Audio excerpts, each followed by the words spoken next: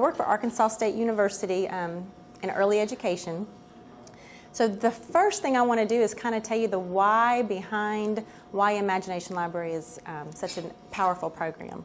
And to do that, I have to tell you a little bit about brain research. So don't fall asleep. It'll be okay, I promise. So a baby is born with 100 billion brain cells called neurons. So think of it like little tiny light bulbs that are born in a child's brain, but none of them are connected. There's no wiring, there's no circuitry. They're just little light bulbs waiting to light up.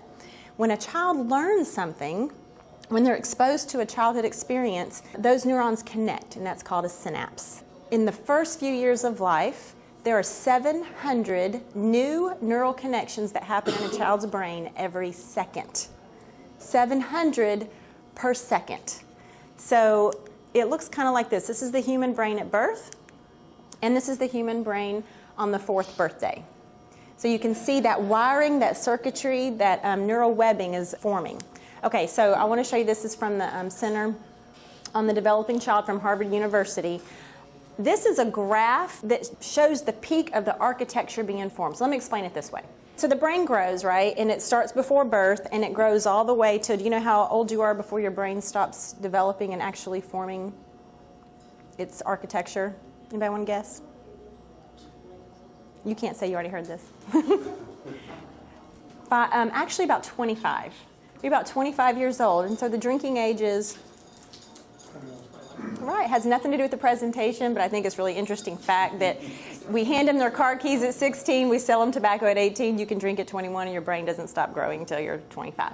But anyway, so all of the biology of the brain is genetic. That's going to happen no matter what. But what's not genetic are those early childhood experience, that architecture of the brain, whether it's weak or strong, whether it's fragile or sturdy, is completely dependent upon a child's early childhood experiences, those first 5 years of life. So you see, look at these graphs. The pink box is the first year. So the architecture for language, that blue peak, the architecture that forms the foundation for language, all the language a child learns later in life, is formed in the first year of life.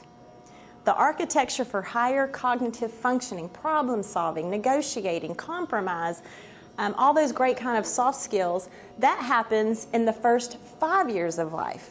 So think of it like this. Do you remember dial-up computer, when you had to turn on your computer and you could go load the dishwasher and come back and maybe it would be on and you could click on a page and, you know, make your bed and come back and maybe the page would load? Okay.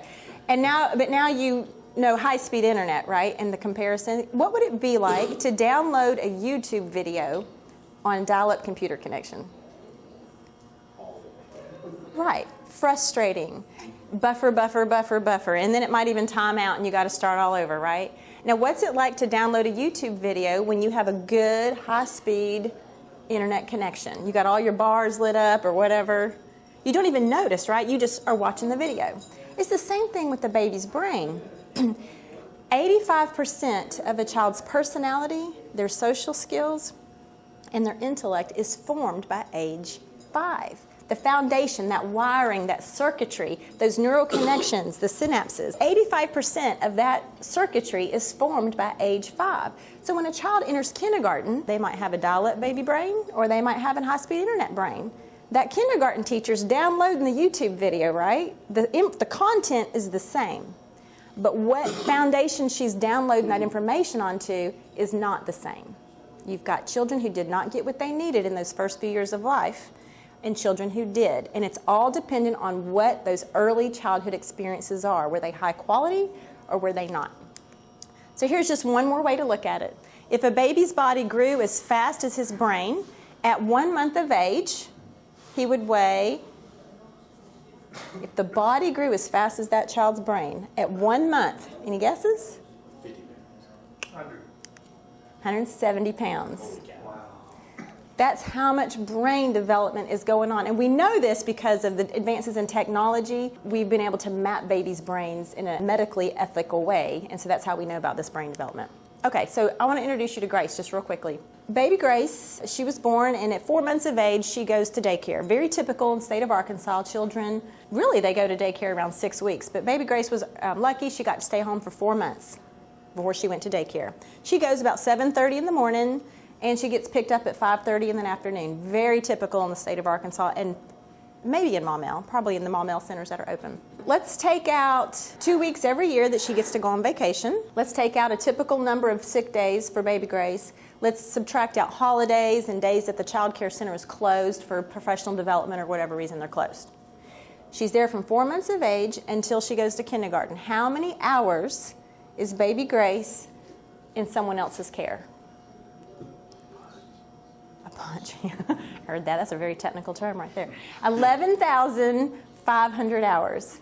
And that's just a number, but that's more hours than she will be in kindergarten through the end of 9th grade. So let's put all that together for a second. You've got brain development going on. 85% of that architecture is being built by age 5. When she is spending 70% of the time that she's awake and ready to learn, she's in a child care center for more time than she will be from kindergarten through the end of 9th grade. So we invest our money in K-12. 95% of our public ed dollars go to K-12. 85% of brain development is happening in the first 5 years of life. We've got it turned around. If baby Grace gets what she needs in those first 5 years of life, she's get those quality early ed experiences that stimulate that thick, heavy, sturdy brain architecture. She is 50% less likely to need special education.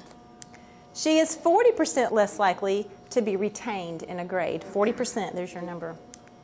She's 28% likely to participate in any kind of drug use. She's 70% less likely to be arrested for a violent crime, 46% less likely to be involved in the criminal justice system at all. She is 40% less likely to become a teen parent, and for those children who do become parents, they delay parenthood on an average of 2 years, and 2 years makes a big difference when you're having your first baby, how old you are. So she's less likely to use welfare use all the way around. So that's the money we save when we invest in early education. Here's the money we make. You can influence a child's IQ 25 points plus or minus. 25 points plus or minus. You're 3 times more likely to graduate from high school. A high school graduate in Arkansas earns a little over $5,000 more each year than a high school dropout does. So you have to think about that's money not being earned and spent in our local communities. It's not going into that tax base. 80% more likely to attend college, which makes sense. If you graduate high school, you're more likely to go to college. If you go to college, you're going to have a higher rate of employment and you're going to have a better paying job. You're going to make more over the course of your lifetime. I had some numbers where I compared. In 2011, 11,400 students in Arkansas did not graduate high school. If you count up the money they did not make over the lifetime of their learning, that was $974 million lost. Not paid into our tax base, not spent at your local, in your local community, in your businesses, because they dropped out of school. They're more likely to own a home. Overall, when you invest early, you have citizens who grow up to pay money into your tax system instead of drain it. So when you combine the money you save with the resources that are produced, you get, where are my bankers in here? Yeah, you get an ROI, right? Your return on investment. Do you know the average return on investment for just the stock market? Do you know that off the top of your head? 9. I think it's 7. It could be 9%. The last number I looked at was 7%. And the average over the last 30 years was only like 1.9% annum return. In early childhood education, it's $7 to $9 for every one. It's a 10% annual return. For every $1 you invest, you get 7 to 9 on average back. But however, I was being conservative here. One of our most powerful research studies, it was actually $17. For every $1 they invested, they got 17 back. Now, do you know of any investment that you can make that's legal, that's going to give you a $17 return on your investment, right? So it's cheaper to build a child up right than to fix an adult later. So there's this cool guy named Dr. James Heckman. He won the Nobel Prize in economics. He studied the investment in human capital, looking at soft skills and what is it when you invest early versus fixing a child later. And he has this really cool graph, and you can see this is the returns to a unit dollar invested. because the brains are so malleable early in life, any money you invest there is going to come back to you so much higher than later. You can see the investment in the earliest years, preschool, schooling, and then job training. So, why does every child need our investment? Because you may be sitting out here thinking, well, thank goodness my kids are getting what they need because I'm a good dad and I'm a good mom, or I did it right and we're in a good school system and we're doing all well, right? But here's the reason. So here's a kindergarten teacher with the children in her boat. So if you have a child who got what they needed, enters kindergarten, and a child who didn't get what they needed, they're disadvantaged, they're at risk for whatever reason, in the same class, that teacher is trying to row one child forward while she's bailing the other child out. There's up to an 18-month achievement gap for children who are entering kindergarten. In the state of Arkansas, it's about, 35% children are not kindergarten ready when they enter. So when you put them all in the classroom together, that teacher doesn't have two hands on two oars. She can't row your child or your grandchildren forward because she's bailing the other children out. So the smart thing to do as a community is to invest in these disadvantaged children to get them kindergarten ready so they hit the ground running and that whole class can move forward in a positive pace and maximize those resources as much as possible. This is where Imagination Library comes in. Now, I know it says Saline County. We have an affiliate in Saline County. It's a very simple program. It's so simple and inexpensive, it sounds too good to be true. Dolly Parton underwrites this program. We mail a book to any child under the age of 5 every single month until they turn 5 for free. Free to the parents. This removes the barrier of I can't afford the books. It removes the barrier of transportation getting to the books. Let's just say I could afford the books and I can go buy them. I get to the store and I don't know what to buy because I don't have a degree in early education. All the books are age appropriate, geared toward the age of that child specifically. And all of that's chosen by a panel of experts. It gets into the home. I work for ASU. I have access to a lot of kids who are in licensed facilities, but I don't have access to them in their home. The mailbox, it goes straight to their mailbox with their name on it, so it's theirs. If they're twins, they each get a book. It's my book. It has nothing to do with charity because you could have 2 professional parents in a home who are too stinking busy to sit down and read to their child, but they open the mailbox and there's a book. Oh, we've just removed another barrier. It's right there in their laps. You were talking about data and the performance-based and having those outcomes. So here are some outcomes of Imagination Library.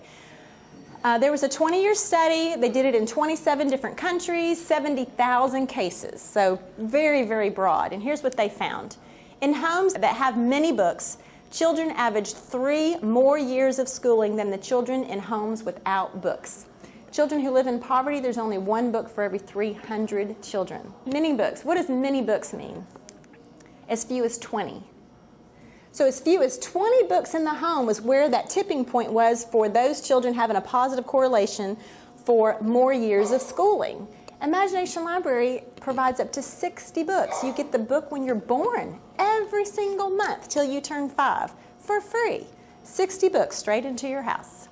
That was results of just books in general. This is a study of just Imagination Library. In children who were enrolled in Imagination Library for at least 4 months, the parents reading to their child daily goes from 29% to 59%. I don't have part of this presentation, the significance of reading aloud to a child. That's a whole other presentation about how important it is to read out loud to your child every day and what it does to their vocabulary and what vocabulary strength does to being kindergarten ready, which gets you ready for reading on grade level at the end of 3rd grade, where you switch from learning to read to reading to learn. It's a domino effect. You've got to hear a lot of words in those first 5 years of life to be a successful adult later. It sounds simple to us, but it doesn't happen in every home. So here's a stat. Children reading 3 times a week or more went from 59% to 85%. Children being asked to be read to increased to 90%. Children being observed using books independently, spending time alone, whether anyone was reading to them or not, increased to 90%. Because the books are in the home, and they're interesting, they're good books, and they're provocative books, and they compel the child to read. So here's my favorite graph. This is in Des Arc. I don't know if you're familiar. Every year when children in Arkansas enter kindergarten, they have what's called a quals inventory. The teacher administers a test that determines their kindergarten readiness. That's called the quals. So in 2005, this is Des Arc Elementary. You can see the red bar are the children who were not developed. That means they're not showing the skill at all. Developing means they're showing the skill, but they're not proficient at it. They might be showing it sometime, or they're not showing it across the day or throughout the room. It's intermittent. And then developed means they've got it. They're proficient at it. They showed the skill. They've mastered it. So you can see the 5 domains that were tested on the quals inventory. That's in 2005. In 2005, an Imagination Library affiliate started. I believe it was the first one in the state in 2000, or close, 2005. By 2009, they were fully funded, fully enrolled. That means every child in Des Arc, in that specific geographical area where we have an affiliate, was enrolled in Imagination Library. So I'm going to show you the 2013 quals inventory score. So now this cohort of children have been getting books almost their entire life by the time they entered kindergarten, okay? Watch the red bar. It completely disappeared. Now, to be fair, there's other investment in early ed going on in Des Arc. They have Head Start, they have publicly funded pre-K class, ABC, and they have Imagination Library. But early investment, and these are the quals inventory scores. Every child was developing or proficient in those domains. That's right here in Arkansas. This just shows the developed. You can see the dark green was the developed line in 2005, and the light green is the developed scores in 2013. This community has come a long way. These kids are hitting the ground running, and that kindergarten teacher has both hands on the oars. So in general, children develop a comfort level with books early and begin to view books and themselves differently. They begin to see themselves as readers. When you change the culture of a family, I'm a reader, I read, I love books, we read, that is huge in changing who that child thinks they are when they enter school. If you love books, what if you hate books and you hate to read? I mean, the advantage is astronomical as to changing the culture of how a child believes about themselves. So what can you do? In general, you can advocate for early childhood investment policies. I don't know if you sit on boards or what you do in your community work. I don't know what you do as a club, as a Rotary. Who do you invest in? But find a way to invest in those first 5 years of life, because that's where you make the most bang for your buck. You could champion an Imagination Library affiliate. You can be the 501c3 champion and start an affiliate right here in Maumelle. There's lots of different ways you can do it and fund it. And speaking of funding, it only costs $2.08 a book. It's $25 a year.